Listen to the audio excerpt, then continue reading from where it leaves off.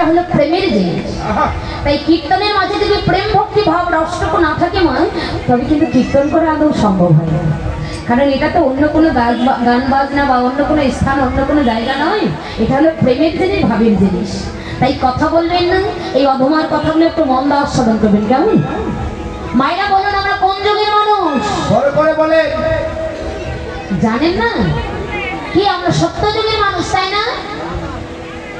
বলুন কলিযুগের মানুষ। বাবা বাবা, চমৎকার। তাহলে কলির ভগবান, কলির অবতার শ্রী চৈতন্য মহাপ্রভু। শ্রী চৈতন্য মহাপ্রভু এই নামটা কেন ধরেছেন মা জানেন?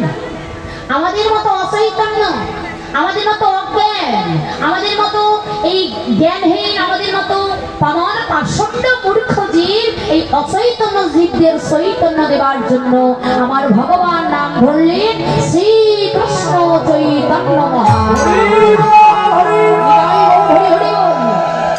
আপনাদের কাছে আমার চাওয়া পাওয়ার কিছু নেই, শুধু এতটুকু চাওয়া, আমার বাবারা একটু জয়ের ধ্বনি করবেন আর মায়েরা কুরু ধ্বনি করবেন, কেমন?